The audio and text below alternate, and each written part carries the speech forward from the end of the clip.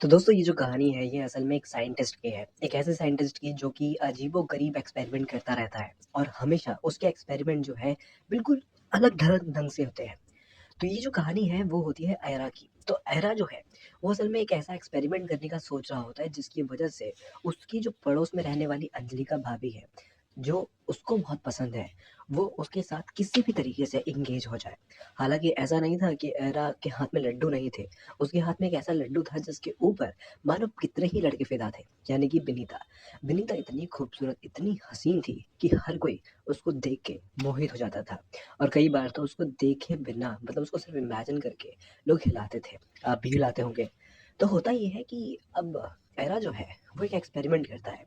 वो एक ऐसा एक्सपेरिमेंट करता है जिसको लेके वो एक कैप्सूल बनाता है। ये कैप्सूल को करना सिर्फ़ इतना होता है कि अगर इस कैप्सूल को सामने वाले के पैर पे किसी भी तरह से फेंक दिया जाए और उसके बॉडी पे टच भी हो गया, तो वो जो है वो एक तरह से फेंकने वाले से प्यार कर बैठेगी और उसके लिए फिर कुछ भी करने को तैयार हो जाएगी। अब आयरा को पंजलिका भाभी इतनी पसंद थी, ये उसके गुब्बारे सोच-सोच के वो सोचता था कि काश! काश अंजलिका उसकी बाहों में होती। जब भी वो विनीता की ले रहा होता था तो वो ये सोच रहा होता था कि अगर अंजलिका होती तो कितना मज़ा होता। अब काफ़ी मेहनतों, शिद्दतों और काफ़ी जतन के बाद वो एक ऐसा कैप्सूल बनाने में कामयाब हो जाता है। वो जो है फेंक के अंजलिका के पैरों पे मार भी देता है रात को और वो कैप्सूल जाके लग भी जाता है। अब होता ये है कि जब रात को अंजलिका सोने जाती है तो सोते-सोते अगले दिन तक वो एरा के प्यार में पूरी तरह से पगला चुकी होती है। और दूसरी तरफ जो विनीता है वो कल से जो है अपने दोस्त के यहाँ जाने वाली होती है, जो कि आउट ऑफ टाउन नहीं, आउट ऑफ कंट्री था। जिसकी वजह से विनीता को आने में कम से कम 15 से 16 दिन लगने वाले थे। तो नेक्स्ट डे जब विनीता वहाँ से चली जाती है तो विनीता को जाते हुए देख अंजलिका काफ़ी खुश होती है। अब आयरन जो है वो अंदर अपने घर में बैठ के सोच रहा था कि क्या मेरे कैप्सूल ने काम किया होगा या नहीं किया होगा, शायद कर दिया होगा या नहीं, यार कुछ दिक्कत ना हो गई हो या उसका असर दूसरा तो नहीं हो गया होगा, कोई असर हुआ भी होगा। इस तरह की चीज़ें आयरा के दिमाग में घूम रही थी। तभी उसको एक फ़ोन आता है जो कि विनीता का होता है। विनीता एरा से कहती है कि बेबी तुम मुझे मिस कर रहे हो? तो एरा कहता है कि बहुत ज़्यादा मिस कर रहा हूँ और सोच रहा हूँ कि तुम क्यों चली गई? तब विनीता कहती है कि चिंता मत करो बेबी, मैं बहुत जल्दी आ जाऊँगी। तभी गेट पे जो है एक घंटी बजती है। अब जब घंटी बजती है तो एरा कहता है कि शायद घर पे कोई आया है, मैं एक बार देखता हूँ, ठीक है? मैं तुम्हें कॉल करता हूँ। उसके बाद वो फ़ोन को कट कर देता है और जैसे ही वो दरवाज़े को खोलता है, तो दरवाज़े को खोलते हुए देखता है कि वो सामने अंजलिका है, जो कि बहुत ही ज़्यादा हॉट लग रही थी। अब होता ये है कि जब अंजलि का सामने होती है तो एहरा सोचता है कि क्या इस पे असर हो गया है या इसका रिवर्स तो असर नहीं हो गया। अगर ये मेरे से नफरत कर रही होगी तो भी ये आ सकती है और अगर ये मेरे पे प्यार में पागल हो चुकी है तो भी यहाँ पर आएगी। अब होता ये है कि दरवाज़ा जब वो खोलता है तो वो विनीता को बोलता है कि आप आइए आइए अंदर आइए। तो उसके बाद अंजलिका जो है अंदर जाती है और अंदर जाने के बाद वो पीछे मुड़ के दरवाजे को नॉक कर मतलब लॉक कर देती है, ऊपर छिटकनी जो होती है उसको बंद कर देती है। इसके बाद वो एरा की तरफ देख रही होती है तो एरा उसको देख के कह रहा था होता है कि क्या हुआ आपको, आप इस तरह से मुझे क्यों देख रही हो। तब अंजलिका कहते हैं कि मैं अभी बताती हूँ आपको कि मैं आपको ऐसे क्यों देख रही हूँ। इसके बाद वो एरा के पास जाती है, उसको धक्का देती है और सोफे पे गिरा देती है। इसके बाद वो कहती है कि एरा कब तक विनीता की लोगे, एक काम करो ना, आज मेरी लो, देखो मैं तुम्हें कितना मज़ा दिलाती हूँ और तुम मेरे प्यार में कैसे गिरोगे मैं बताती हूँ। इसके बाद एरा जो है वो सोचता है कि चलो असर तो हो गया।